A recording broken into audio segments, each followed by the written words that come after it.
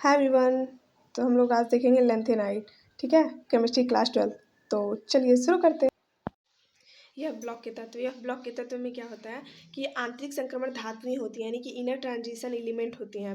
अंतिम इलेक्ट्रॉन जो होते हैं यह उपकोष में प्रवेश करता है और जो यह ब्लॉक को दो श्रेणियों में डिवाइड किया गया है, 4f श्रेणी, 5f श्रेणी। तो 4f श्रेणी को हम लोग क्या कहते हैं, लेंथेनाइट कहते हैं, और 5f श्रेणी को हम लोग क्या कहते हैं, एक्टिनाइट कहते हैं।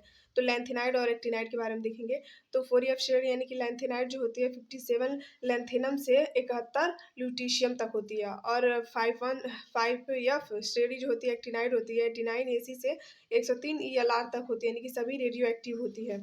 तो इसमें हम लोग बात करेंगे पहले लेंथेनाइड। ठीक है, लेंथेनाइड का इलेक्ट्रॉनिक विन्यास।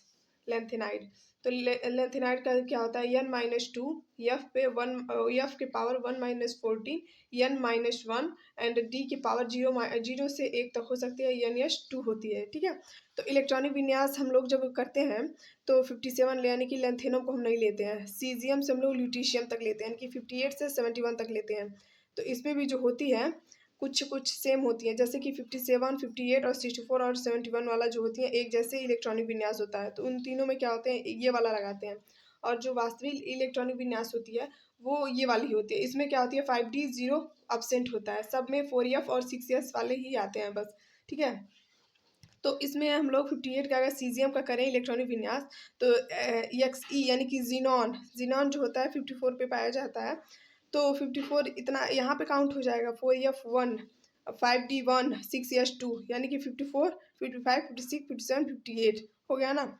And 64 gadolinium. तो गैडोलिनियम जो होती है ये इसका भी इलेक्ट्रॉनिक विन्यास करें तो एक्स ई बराबर 54 होता है, तो 4f के पावर 7, 5d के पावर 1 एंड 6s के पावर 2 होता है। तो इसमें जो होती है जैसे 54 है तो 7 3 10 हो जाएगा, यानी कि 64 हो जाएगा। 10 ये और 54 ये, यानी कि 64 हो जाएगा। अगर हम लोग इटर्बियम का देखें इलेक्ट्रॉनिक विन्यास, यानी कि 70 होता है इटर्बियम। तो एक्स ई बराबर यानी कि x E 4f14 and 5d 0 and 6s2। इसको हम लोग लिख भी नहीं सकते, लेकिन अगर दिखाने के लिए 5d 0 लिखते हैं। लेंथेनाइड क्या होती है, क्रियाशील तत्व और चांदी की तरह सफ़ेद और नर्म धातुएं होती हैं। ठीक है, ऊष्मा व विद्युत की चालक होती है। ऊष्मा यानी कि अगर हम लोग स्पून को लें उसको अगर गर्म करें तो दूसरे साइड भी गर्म होगा, इसे ही हम लोग क्या कहते हैं, ऊष्मा। और विद्युत की चालक यानी कि अगर उसमें स्पून में अगर हम लोग करंट फ्लो कराएं तो वो भी करंट फ्लो हो जाएगा, यानी कि चालक होती हैं। थर्ड पॉइंट क्या है, थर्ड पॉइंट कहता है द्वितीय आयनन ऊर्जा का मान लगभग 1200 किलो जूल पर मोल होता है, और गैडोलिनियम की उच्च विनिमय ऊर्जा जो होती है, गैडोलिनियम की उच्च विनिमय ऊर्जा के कारण ये तृतीय आयनन ऊर्जा का मान निम्न होता है। ठीक है, उच्च विनिमय एंथैल्पी भी कहते हैं इसको, और यह उपकोष भी होता है। तो अब हम लोग आगे बात करेंगे स्थायित्व यानी कि स्टेबिलिटी कहते हैं, स्टेबिलिटी जिसमें अगर हम लोग बात करें सीजियम ल्यूटीशियम कितने पर स्टेबल होती है। तो जो अगर हम लोग को ये दिखे आयनन, ये आयनन दिखे आयनों के लिए, तो क्या मानेंगे कि ये स्टेबल है।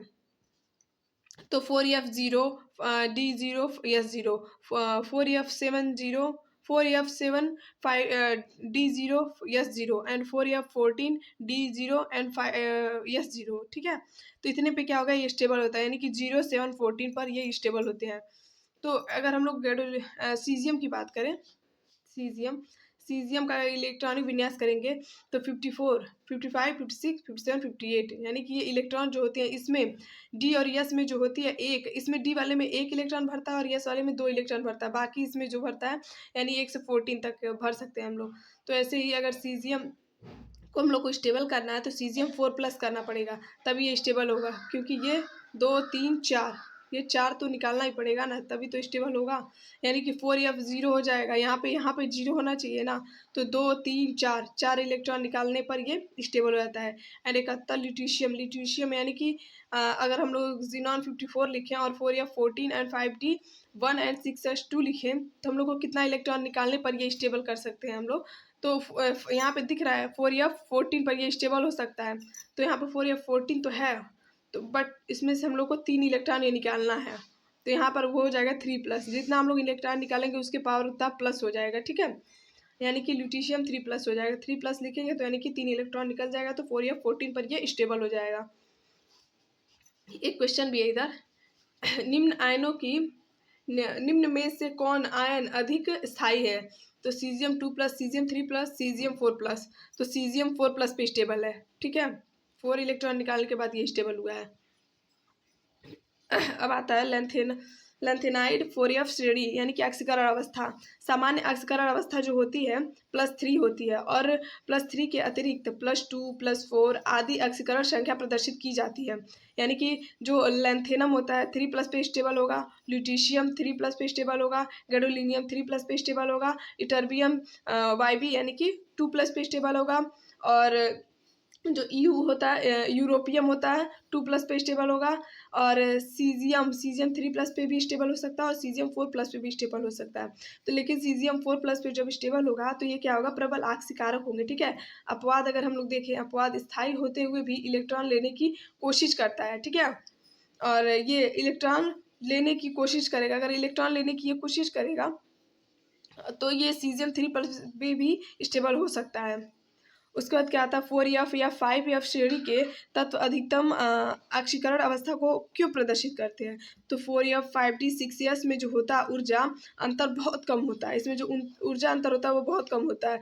अगर यहाँ पे देखें, एक मिनट, यहाँ पर अगर देखें एक इंसान एक इंसान एक इंसान है, 3 लोग हैं, ठीक है। यानी कि ये 4f मान लो, 5d मान लो और 6s मान लो, और यहाँ पे आता है शेर, ठीक है। ये शेर आया, शेर आएगा, पहले इसको खाएगा, खत्म, फिर इसको खाएगा, ये भी खत्म, फिर इसको खाएगा, ये भी खत्म।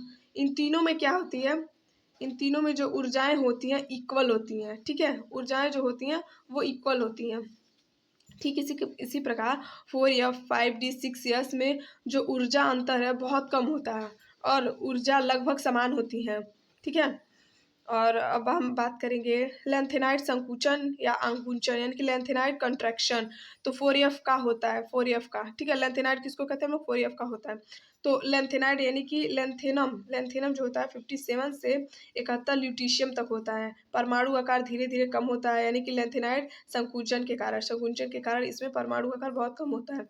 लेंथेनम से अगर हम लोग ल्यूटीशियम तक जाएं तो परमाणु आकार कम होता है। Thanks for watching. Bye bye.